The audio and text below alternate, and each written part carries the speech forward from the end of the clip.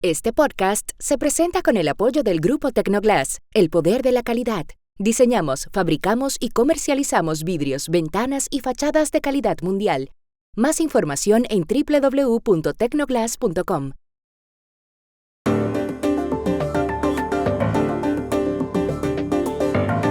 Trump impuso ayer aranceles del 25% al acero y al aluminio. Fue muy rápido. ¿Qué diferencia a este Trump del que fue presidente hace 8 años? Contra lo que decían los sondeos, hubo empate técnico entre Daniel Noboa y Luisa González en la primera vuelta electoral en el Ecuador. ¿Qué pasó? En las 50 ciudades más caminables del mundo, la primera es Milán, en Italia, no hay ninguna de América Latina. ¿Qué se puede hacer? Hola, bienvenidos a Y esto no es todo, el podcast del Georgetown Americas Institute de la Universidad de Georgetown en Washington, D.C.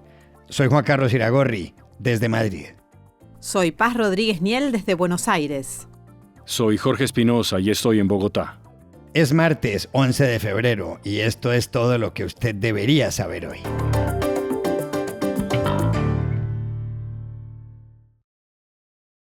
Ayer, a eso de las 6 de la tarde hora local de Washington, el presidente de Estados Unidos, Donald Trump, firmó en la oficina oval de la Casa Blanca la orden ejecutiva por la cual impuso aranceles del 25% a todas las importaciones de acero y de aluminio. Justo antes de estampar su firma con su inseparable marcador Sharpie negro y acompañado por su secretario de Comercio Howard Lutnick, Trump dijo: "Esta es una cosa grande, es el comienzo de volver nuevamente rico a Estados Unidos". It's a big deal. It's a big deal. This is the beginning of making America rich again.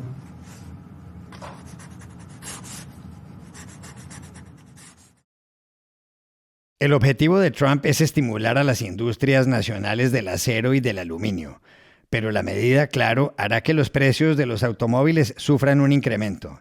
El año pasado, por ejemplo, empresas estadounidenses importaron 6,6 millones de toneladas de acero del Canadá. La orden también afecta a las importaciones de países como Brasil, México y Alemania, que anunció una respuesta inmediata. Trump anticipó que hoy subirá los aranceles a los automóviles europeos del 2,5 al 10%, porcentaje con el que la Unión Europea grava los automóviles estadounidenses. Las órdenes que firmó ayer Trump se suman a otras muchas desde que se posesionó hace solo 22 días. Sin duda, todo ha ido más rápido para el Trump presidente número 47 de Estados Unidos que hace 8 años para el Trump presidente número 45. Él mismo lo acaba de reconocer. Well, with the 45th, I had tremendous opposition, but I didn't know people, and I didn't have the kind of support that I needed. I put people in office, some great, some really great ones, but I had some that I wouldn't have put. I would have, known better if it were a couple of years later, or if I had a little more experience in D.C. I was a New York person, not a D.C. person. And I had a lot of opposition. I just noticed, I looked on the stage for the recent inauguration, and I'm looking, it's like a who's who of Washington. Well, if you look on the stage for the first one, it was just the opposite. ¿Qué dijo Trump en esa respuesta que le dio a Bret Baier de Fox News en una entrevista el fin de semana? ¿Y qué implicaciones tiene? Llamamos ayer a Washington, D.C. a nuestra compañera, la periodista y corresponsal Dori Toribio. Juan Carlos, esta respuesta del presidente Trump es muy interesante porque da muchos datos de cómo él ve este segundo mandato. Primero dice que la gran diferencia con su primera presidencia es que antes tenía mucha oposición y habla de cargos de su propio gobierno que en diferentes ocasiones dijeron que no a sus propuestas. Y en general aquí en Washington era bastante desconocido. Él mismo dice que era una persona de Nueva York, pero no de D.C., de Washington, D.C. La diferencia es que ahora conoce perfectamente cómo funciona esta ciudad, está rodeado de gente muy leal en su gobierno y en el Partido Republicano, del que Trump tiene hace ya tiempo el control absoluto. Pero lo más interesante de este comentario es que Trump considera que no tiene oposición, lo que por un lado es relativamente cierto. Aquel rechazo y recelo con el que Washington recibió a Trump en 2017, incluso protestas masivas, pues ahora ya no es tal. Y él mismo menciona su toma de posesión, ceremonia a la que acudieron los cargos más importantes de esta ciudad. Y además también es cierto que la oposición política, los demócratas, no están tan activos en la llamada resistencia de aquellos primeros años, al menos de momento. Trump esta vez ha ganado el voto popular y el voto electoral y eso políticamente ha cambiado la estrategia de la oposición.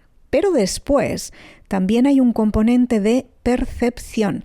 Trump, con mucha más experiencia ahora y seguridad aquí en Washington, no ve a nadie que le pare los pies. Y bajo este prisma podemos mirar muchas de sus recientes propuestas. Por ejemplo, la guerra de aranceles. Muy diferente a la de su primer mandato porque ahora Trump ha invocado o está amenazando con invocar la Ley de Poderes Económicos en Emergencias Internacionales de 1977, que ningún presidente ha usado antes para aranceles. Y eso le da un poder más amplio y más rápido en sus amenazas a otros países que ya no son solo comerciales. Ahora habla de que Canadá debería convertirse en el estado número 51 de Estados Unidos. Lo repitió precisamente en esta entrevista con Fox News. O de comprar Groenlandia, o de hacerse con el Canal de Panamá, o más recientemente de controlar la Franja de Gaza, que según su plan pasaría a ser propiedad de Estados Unidos. Y pese a que ese plan ha recibido un enorme rechazo dentro y fuera de Washington, el presidente Trump insiste en decir que ha sido muy bien recibido y que le llevará tiempo, pero que lo hará. Exactamente lo mismo que estamos viendo con muchas de sus órdenes ejecutivas paralizadas por cortes y jueces en diferentes estados. Por ejemplo, sus planes para echar a miles de funcionarios del gobierno de Estados Unidos, congelar partidas presupuestarias o cerrar directamente agencias, muchos también bloqueados por jueces, porque para hacer varias de estas cosas hay que pasar primero por el Congreso, pero la Casa Blanca insiste en que seguirán adelante y que los jueces no pueden controlar el legítimo poder ejecutivo, dijo el vicepresidente de Estados Unidos, J.D. Vance, hace unas horas, generando mucha polémica aquí. No ven esa oposición, los contrapesos del poder judicial o del poder legislativo, de la separación de poderes.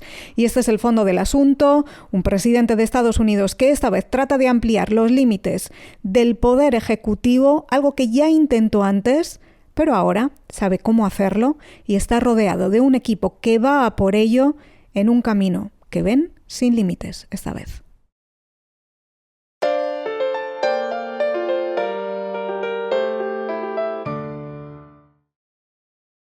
La primera vuelta de las elecciones presidenciales en el Ecuador terminó el domingo pasado en un empate virtual entre los dos candidatos con mayor respaldo, que ahora deberán verse las caras nuevamente el 13 de abril. Cualquier cosa puede pasar.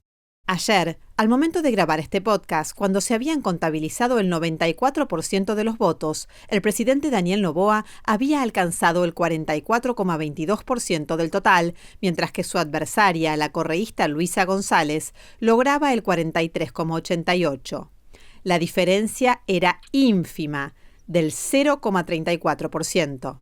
Cuando se empezaron a conocer los resultados, Noboa, que es poco dado a hablar en público, envió un mensaje por su cuenta de X en el que le dio las gracias a la ciudadanía y en el que prometió seguir luchando. Luisa González sí habló.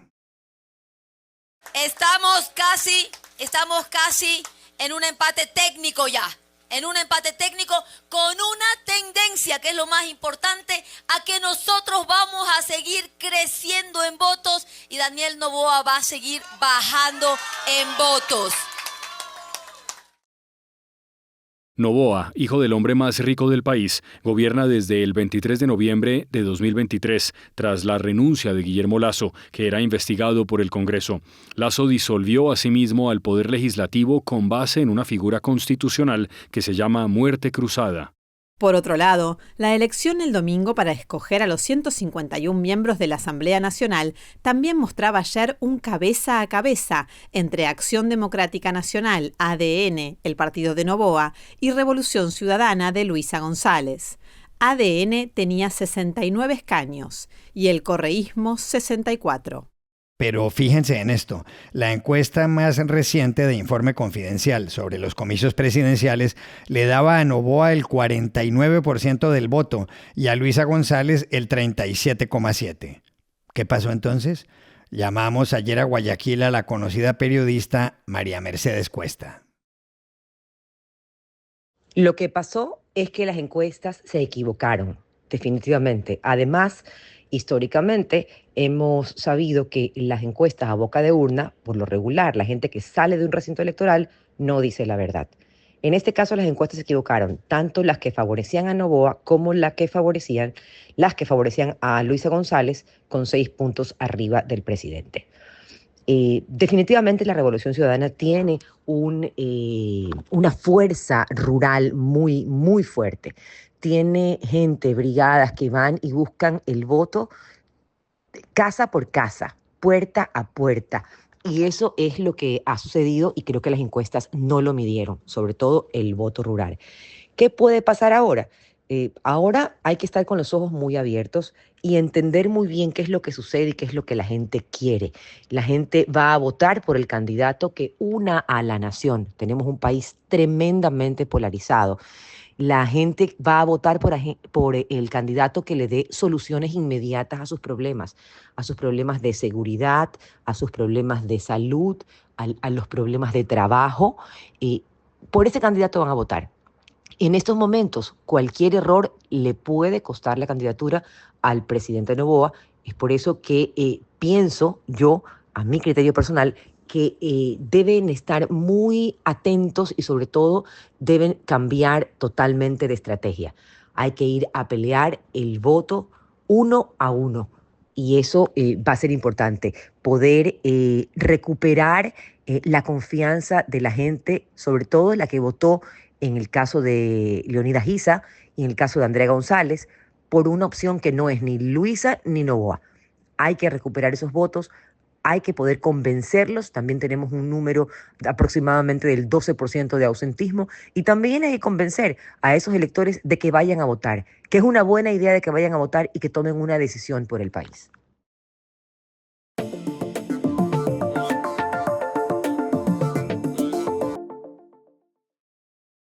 Este podcast se presenta por cortesía de Movistar Empresas, el aliado que está transformando y potenciando negocios en toda Hispanoamérica con soluciones digitales en cloud, IoT, seguridad, conectividad, Big Data y advertising. Movistar Empresas, siempre el camino seguro. Y este podcast se realiza con el apoyo de Progreso, compañía líder en soluciones innovadoras en construcción, agro y energía. Impulsamos el desarrollo sostenible en América Latina. Más información en www.progreso.com. El viernes pasado, la prestigiosa revista británica The Economist publicó un artículo en el que se preguntaba qué pueden enseñarles a otros centros urbanos las 50 ciudades más caminables del mundo. Se trata de localidades con una población superior al 500.000 de habitantes. El parámetro para catalogar a esos 50 centros urbanos fue el de las denominadas ciudades de 15 minutos, es decir, donde sus habitantes encuentran todo a un cuarto de hora caminando: el supermercado, la lavandería, la farmacia, el centro deportivo o el centro médico. La lista la encabeza Milán, donde el 97% de la gente encuentra todo a 6,4 minutos a pie. Luego aparecen Copenhague, Turín, Dublín y Lyon. En el puesto 7 está París, en el 29 Londres, Madrid en el 37 y Tokio en el 50. Pero ahí no figura, y ojo a esto, ninguna ciudad de América Latina. ¿Cómo se puede resolver semejante cosa? Llamamos anoche a París, justamente al creador del término de ciudad de los 15 minutos, el célebre profesor de la Universidad de la Sorbona, Carlos Moreno. América Latina debe cambiar profundamente su organización de ciudad para desarrollar en los barrios una actividad más acorde con este concepto. Tener más, no solamente alojamiento, sino igualmente comercio, lugares deportivos, zonas verdes, centros culturales, cines, teatros, centros de salud. Darle algo que se vivió en una época, que eran barrios en los cuales había una permanente actividad. Desgraciadamente se ha perdido porque las distancias se han considerablemente aumentado, en particular con lugares de trabajo muy focalizados en los que se llaman los centros modernos. Pero hay buenas ideas. En México, Iztapalapa, uno de los barrios más grandes, que es una comuna de Ciudad de México, la que hoy es alcaldesa de Ciudad de México, Clara Brugada, lanzó en el 2021 un programa que se llama Las Utopías, Unidades Territoriales para la Armonía Social. Y son, en el caso de Iztapalapa, 15 lugares descentralizados en los cuales se ofrecen muchísimos lugares de actividades muy diversas, muy múltiples, y que han disminuido, de una parte, la violencia. Segundo, los jóvenes tienen lugares de acceso deportivo. Tercero, se han regenerado las cortas distancias. La alcaldesa Clara Brugada, en su posesión recientemente, propuso lanzar 16 por año en su sexenio para completar 100 en los años que vienen. Esos son ejemplos muy concretos que sí se puede transformar América Latina.